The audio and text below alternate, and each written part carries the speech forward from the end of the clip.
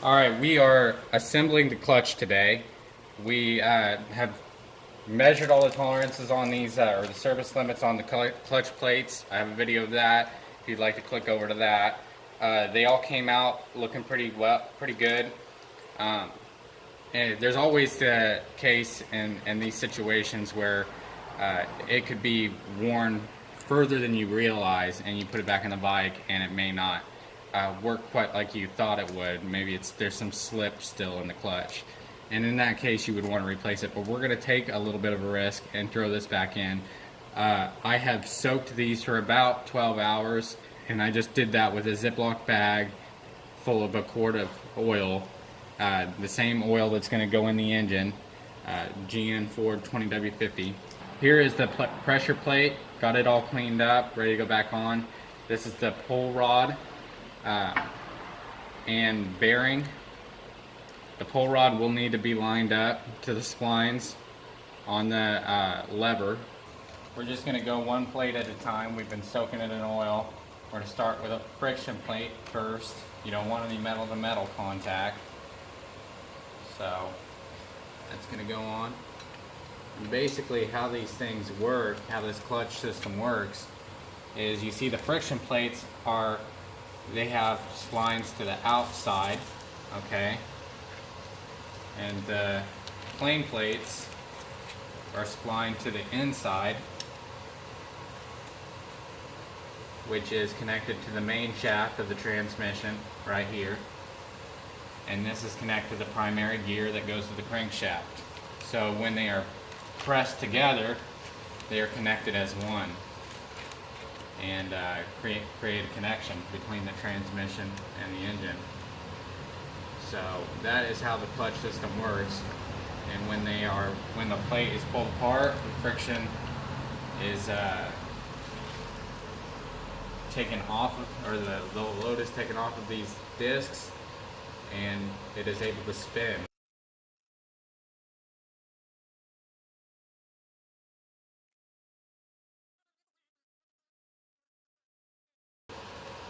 You always start with a friction plate, and you always end with a friction plate, at least on this model. So now that that is all in, we're going to go ahead and start assembling the cover and all of that. Now we're installing the pressure plate with the pull rod, and you want to get this lined up. There's a dot right here on the pressure plate. There's a dot right here on the main shaft, and you want to line those up. You want to get this hole with this hole. So if you don't line those up, you'll have a bunch of slip because it's not going to press down on these plates properly. Now we're going to go ahead and throw these bolts in there. Spring, washer, and then bolt. And you just tighten these kind of like your lug nuts, just gradually and crisscross pattern. Alright, now we're just torquing them down to factory specs in the service manual. Just check your user manual for the specs, or the service manual. And we're doing this in crisscross, just like your lug nuts.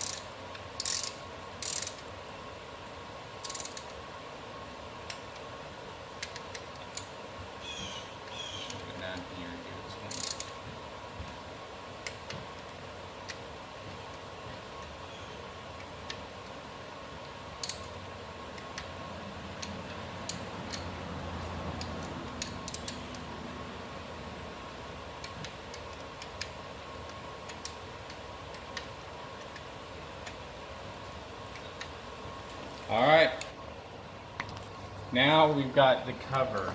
You want to get the pull rod lined up to the splines on the inside of this, and then push it in very slowly.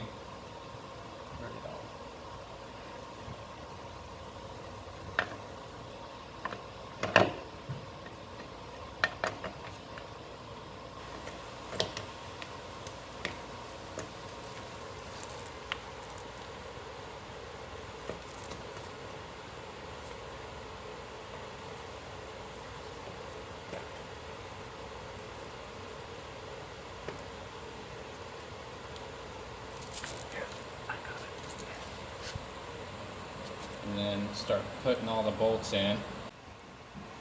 Make sure you get some thread lock on these bolts.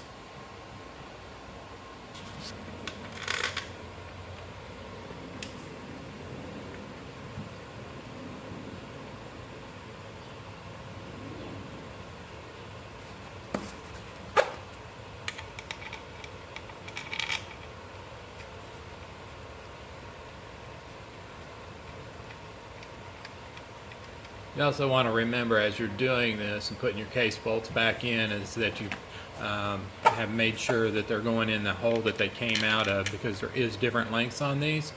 So keep them organized as you're doing this.